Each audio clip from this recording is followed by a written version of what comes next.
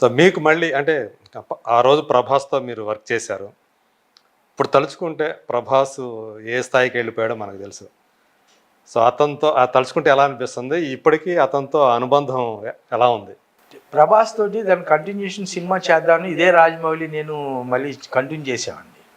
వదల్లా. వదల్లా. ఆ! ఇదే రాజమౌళి నేను కంటిన్యూ చేశాను. అప్పుడు సింహాద్రి అయిపోయినట్టుంది. సింహాద్రి అయిపోయిన తర్వాత రాజమౌళి విజేంద్ర ప్రసాద్ గారు వచ్చి చంటి ఇట్లా ఒక కథ అనుకున్నాం కదా, ప్రభాస్ మీదే చేద్దాం అనే దాని మీద చేసుకుందాం అనేది ప్రిపేర్ అయ్యి. Okay.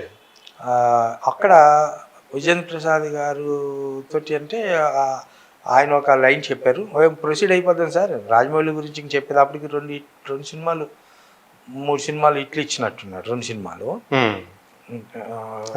Chhatrapati. Okay. Chhatrapati cinema చేద్దాం అనే దాంతో ఇది అనుకున్నా. అప్పుడు ప్రభాస్ రాజమండ్రిలో ఉన్నాడు. ప్రొసీడ్ అయిపోదామండి అన్నాను. అక్కడ బడ్జెట్ దగ్గర డిస్కషన్స్ అవన్నీ ఏంటంటే, నేను చూసుకుంటానులేండి బడ్జెట్ అది అని, మనం తర్వాత మాట్లాడదాం, సినిమా అయితే ప్రొసీడ్ అయిపోదామండి అనే దాంట్లో ఉన్నాను. అక్కడ మిస్అండర్స్టాండింగ్ దేనికి స్టార్ట్ అయ్యింది, ఎందుకు మిస్ అయింది ఆ సినిమా మేము చేద్దాం అనుకున్న దాంట్లో. మీకు రాజమౌళికి మిస్అండర్స్టాండింగ్. రాజమౌళి గారి దగ్గర ఆయన ప్రోగ్రామ్స్ ఆయన ఇవన్నీ చూసుకునే మనిషి ఒక ఆయన ఉన్నాడు. ఇప్పటికీ అతను ఇండస్ట్రీలో ఉన్నాడు, చలామణి అవుతూ ఉన్నాడు. అతను నా దగ్గరకు వచ్చే మాటలు వేరేలాగా చెప్తా ఉండేవాడు. అయ్యేమో నాకు కోపం వస్తూ ఉండేవి. ఓకే. నేను అంటే రాజమౌళి గురించి వేరే చెప్పేవాళ్ళ, అంటే మీకు సినిమా చేయడు, మీరు మాకు ఇంకా కమిట్మెంట్లు ఉన్నాయి, 4 ఉన్నాయి, 3 ఉన్నాయి, అది ఇది అని మొదలెడతా ఉండేవాడు. నాకు డైరెక్ట్ రాజమౌళి యాక్సెస్, నాకు మీతో పని ఉందండి, నేను ఆయనతోటే మాట్లాడతానండి. అతను ఆ డిస్టర్బెన్స్ నన్ను నాకు రాజమౌళికి ఉన్న రిలేషన్ చెడగొట్టడానికి మెయిన్ రీజన్ ఆ థర్డ్ పర్సన్. ఇప్పటికి ఆయన దగ్గర చాలా సంవత్సరాలు ఉన్నాడు. తర్వాత వాళ్ళు ఆయన దగ్గర బయటికి గెంటేశారు అతన్ని. ఓకే. అతను ఇప్పుడు ఇంకో ప్రొడక్షన్లో ఉన్నాడు. ఇంకా అతను వల్ల మా రిలేషన్ పాడైంది. అంటే పాడటం ఇంకా అక్కడి నుంచి ఛత్రపతి అయిన తర్వాత కూడా ఛత్రపతి షూటింగ్ కూడా వెళ్ళేవాడిని నేను రాజమౌళి దగ్గరికి మధ్యలో. తర్వాత ఛత్రపతి తర్వాత షూటింగ్ అది అయిపోయిన తర్వాత ఇంకో సినిమా తర్వాత ఇక మా ఇద్దరికి గ్యాప్ వచ్చింది. ఇంకా ఆ గ్యాప్ తర్వాత ఇక. కానీ మీకైతే స్టూడెంట్ నెంబర్ 1 ఆ టైంలో చూసినప్పటి నుంచి అతని మీద నమ్మకం ఉందా రాజమౌళి మీద? స్టూడెంట్ నెంబర్ 1 చాంబర్లో చూశాను నేను, రిలీజ్ అవ్వకముందు. థియేటర్లో రిలీజ్ కాకముందు చాంబర్లో షోలో ప్రీమియర్ షోలో సినిమా చూసిన తర్వాత నేను ఇంటికి వెళ్ళాక ఆ నైట్ అంతా నాకు ఆ సినిమా మైండ్లో ఉంది. ఆ సినిమా మైండ్లో ఉంటే ఆ నెక్స్ట్ డే మార్నింగ్ మా ప్రొడక్షన్ మేనేజర్ని పిలిచి, అరే రాజమౌళి చేశాడు ఆ సినిమా, రాజమౌళిని తీసుకురండి ఒకసారి, మనం అతనితో సినిమా చేద్దాం, నాకెందుకు ఆ సినిమా బాగా చేశాడు అతను, కథ పక్కన పెట్టు, way of taking cinema first shot నుంచి లాస్ట్ షాట్ దాకా ఎక్కడ కూడా జర్క్ లేకుండా చేశాడంటే విషయం ఉన్న కుర్రాడు, తీసుకురండి మాట్లాడదాం నన్ను. ఓకే. అప్పటికి నేను అల్లరి రాముడు సినిమా చేసేసి కూర్చున్నాను. ఎన్టీఆర్తో అల్లరి రాముడు తీసి కూర్చున్నాను, గోపాల్తో తీసుకొచ్చి. అప్పుడు తను కొన్ని రోజులు ఒకసారి వచ్చి ఇట్లా రాఘవేంద్రరావు వాళ్ళ అబ్బాయితో సినిమా చేస్తున్నానండి, ప్రస్తుతం అయితే ఆ సినిమా మీద ఉన్నానని చెప్పి వెళ్ళిపోయాడు. ఓకే. వెళ్ళిన తర్వాత ఎన్ని రోజులైనా ఆ సినిమా మెటీరియలైజ్ అయ్యి ఆ సినిమా ట్రాక్ ఎక్కట్లా. బట్ నేను మాత్రం వదలా. సరే ఆ సినిమా ఏదో ట్రాక్ ఎక్కేటట్టు కనపట్లేదు, ఒకసారి వెళ్ళి రాజమౌళిని మాట్లాడి చూడు, రమ్మని చెప్పి ఒకసారి మాట్లాడతానన్నాడు. వచ్చాడు రాజమౌళి. జక్కన ఏంటి పరిస్థితి, మరి చేస్తావా, అది జరగట్లేదు కదా, మరి మనం ఏమైనా చేసుకుందామా ఏంటంటే, 2 రోజులు టైం ఇవ్వండి సార్, ఒకసారి మాట్లాడేసి వస్తానన్నాడు. అలాగే వెళ్ళాడు, మాట్లాడేసి వచ్చాడు. ఓకే. వచ్చిన తర్వాత నాకు కథ చెప్పాడు. నాకు కథ చెప్పిన తర్వాత నేను అప్పుడు సక్సెస్ రన్నింగ్లో ఉన్న ఒక హీరో దగ్గరికి వెళ్ళా. ఎలా కథ ఉంది రాజమౌళి, అది చేశాడు కదా, చేస్తామంటే ఆయన ఎందుకో పెద్ద ఇంట్రెస్ట్ చూపించలే. సీనియర్ హీరోనా లేకపోతే కుర్రోళ్ళు కాదు, సీనియర్ హీరో. బాధపడ్డా. అంటే ఎందుకు అలా అంటున్నావు బాబు, నువ్వు ఒకసారి ఆలోచించాల్సిన పరిస్థితి కదా అని అంటే ఇలా. తర్వాత మళ్ళీ అక్కడ కాదనుకుని విజేంద్ర ప్రసాద్ గారు అందరూ బాలకృష్ణతో వెళ్తే ఎలా ఉంటుంది అని కూడా అనుకున్నాం. ఉమ్, అది మెటీరియల్స్ కాల. ఉమ్, తర్వాత ప్రభాస్ దగ్గరికి తిరగడం జరిగింది ఎప్పుడు అన్నమాట ఆ టైంలో. ఉమ్, అట్లా రాజమౌళిది మమ్మల్ని అలాగే టోటల్గా ఆ మధ్య వ్యక్తి వచ్చి డిస్టర్బ్ అయిన తర్వాత మా ఇద్దరి మధ్యన ఆ చిన్నది రావటం, నాకెవడో సజెషన్ ఇస్తే మన ఇండస్ట్రీలో ఉన్న పెద్ద మనిషి ఉమ్, సజెషన్ ఇస్తే ఛాంబర్లో కంప్లైంట్ పెట్టాను. ఓకే. ఆ ఛాంబర్లో కంప్లైంట్ పెట్టిన తర్వాత ఛాంబర్లో కూర్చుని డెసిషన్ ఏదో రాజమౌళి మీద. రాజమౌళి మీద ఉమ్, వెళ్ళినప్పుడు నీకు సినిమా కావాలా ఏ డబ్బులు కావాలా అనే డిస్కషను దీంట్లో ఉన్నప్పుడు అది ఏమైందో ఏంటో తెలియదు. దాని మీద నలుగురు కూర్చుని మాట్లాడిన తర్వాత ఇంకా అక్కడ కట్ అయింది. ఓకే. మళ్ళీ అంటే మీరు అట్లా రాజమౌళి మీద కంప్లైంట్ ఇవ్వటం అనేది మీ ఇద్దరి మధ్య దూరం పెంచేసింది. సో మళ్ళీ లోపల డిస్కషన్ జరుగుతున్నప్పుడు బయట నేను రాజమౌళి బాగానే మాట్లాడుకున్నాం. ఉమ్, తర్వాత ఇప్పుడు కూడా ఎక్కడికి కలిసిన రాజమౌళి ఆయన ఇద్దరు ఏదో హలో ఎలా ఉన్నారు బాగున్నారా అని మాట్లాడుతాం. ఉమ్, ఆ టైం బ్యాక్, ఆ టైంలో నా చేత ఇప్పించిన పెద్ద మనిషి అతనితో సినిమా తీశారు. రాజమౌళితోనే? హ్యాట్సాప్. నేను పిచ్చోడిని. ఆ. అది పరిస్థితి. అరే, మీ చేత అలా చేయించి ఆయన సినిమా వాళ్ళు సినిమా చేసుకున్నారు. హ్యాట్సాప్ అనుకున్నాను. సో మనం పిచ్చోళ్ళు అనుకున్నాం. మనకన్నా అప్పుడు వాళ్ళు సీనియర్స్ ఇండస్ట్రీలో పాతుకుపోయి ఉన్నారు. ఎందుకు పేర్లు చెప్పకపోయేగా ఉంటుంది చెప్పు. ఓకే. ఆయనతో సినిమాలు తీసిన వాళ్ళు ఎవరో తెలుసు కాబట్టి మనకి. తర్వాత నేను కూడా రాయలసీమ ఆయన అవన్నీ ఇంకెందుకు, ఇంకా అసలు ఏ సినిమా అయినా కానీ సినిమా చేయలేదు కదా. సో తర్వాత మీరు దానివల్ల బాధపడ్డారా ఆయన కంప్లైంట్ ఇచ్చినందుకు? తర్వాత బాధపడ్డారు. నేను చేసింది మిస్టేక్. అదేదో డైరెక్ట్గా అతని దగ్గరే కూర్చుని, ఎందుకంటే రాజమౌళి చెప్తే వినే మనిషి, అంత హార్డ్కోర్ పర్సన్ అయితే కాదు.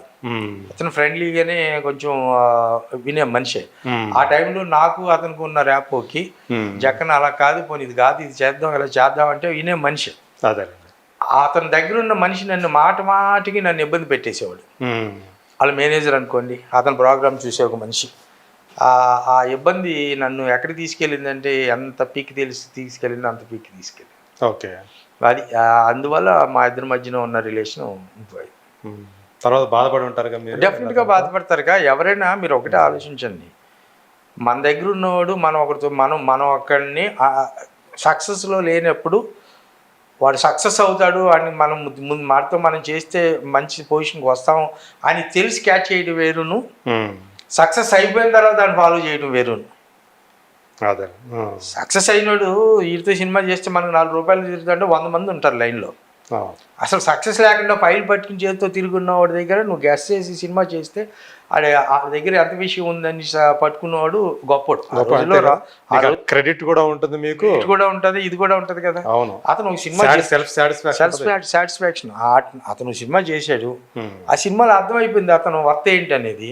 100% ఇతను పెద్ద డైరెక్టర్ అవుతాడరా పట్టిరంటారా అన్నాను నేను. అట్లాగే కదా చేసింది నేను. అలాగే ఎన్టీఆర్తో ఉంది. ఎన్టీఆర్ తోటి నేను సినిమా చేసినప్పుడు ఎంత విచిత్రం అంటే, స్టూడెంట్ నెంబర్ 1 సినిమా మా ఇంట్లో ఇదే ఇంట్లో చేశారు పైన షూటింగ్. అవునా? ఇదే ఇంట్లో పైన షూటింగ్ చేశారు 1 రోజు 2 రోజులు. ఓకే. షూటింగ్ చేస్తే నేను ఆ రోజు అయ్యప్ప మాల్లో ఉన్నా. నేను పైన నా బెడ్రూమ్ నుంచి బయటికి రాగానే పైనుంచి చూస్తున్నా, కింద హాల్లో ఎన్టీఆర్ది ఒక సీన్ ఏదో జరుగుతూ ఉంది. పైన చూస్తూ ఉన్నాను, అతను యాక్ట్ చేసే విధానం, అతను చేసే ఇది చూస్తానే ఉన్నాను. చూసిన తర్వాత నాకు ఎక్కడో స్పార్క్ కొడతా ఉంది. ఏమో వీడు బొడ్డోడు అంటున్నారు, వీడితో సినిమా చేస్తే బాగానే ఉంటుందేమో, కమర్షియల్ సినిమా, అసలు ఎన్టీఆర్ పోలికలు ఎందుకో కనపడతానే చూద్దామని చెప్పి చాలాసేపు పైన చూస్తా కూర్చున్నాను. ఓకే. అయిపోయిన తర్వాత 2 రోజుల తర్వాత 2 రోజులు ఆలోచించా చేద్దామని చెప్పి. అప్పుడు నేను జూబ్లీహిల్స్ క్లబ్లో షటిల్ ఆడటానికి వెళ్ళేవాడిని రెగ్యులర్గా. సో కాళ్ళు సినిమా లవర్స్ ఏళ్ళు అందరూ ఉన్న చోట ఇలా జూనియర్ ఎన్టీఆర్ అతను వచ్చాడు కదా, అతనితో సినిమా చేస్తే ఎలా ఉంటుంది అని నేను ఊరికి వాళ్ళందరిని అడుగుతున్నాను.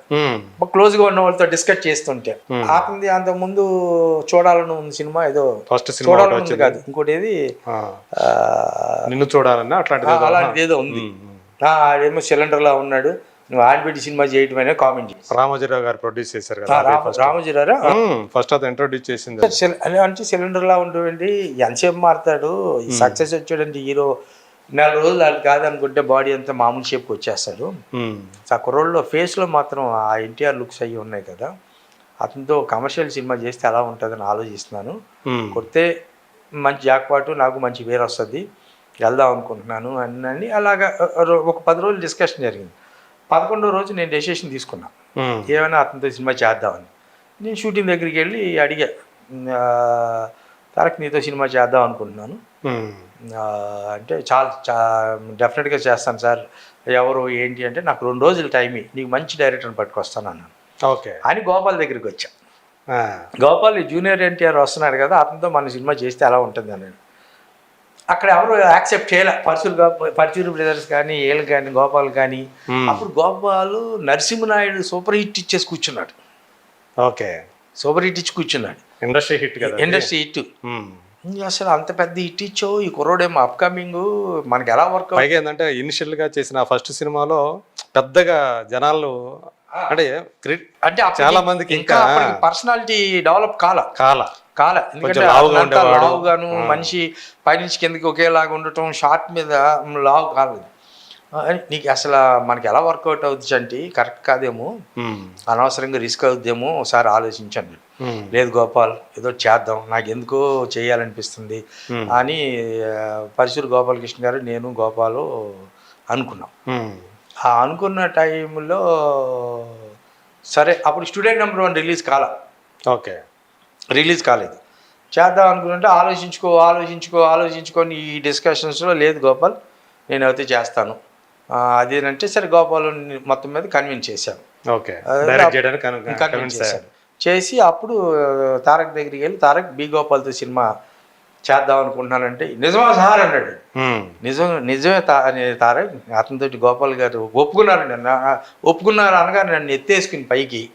అసలు బి గోపాల్ అంటే సమరసింహారెడ్డి, నరసింహనాయుడు 2 సూపర్ హిట్లు ఇచ్చిన డైరెక్టర్ తర్వాత సినిమా. ఇతనికి ఇంకా హిట్ రాలా, స్టూడెంట్ నెంబర్ 1 రిలీజ్ కాల.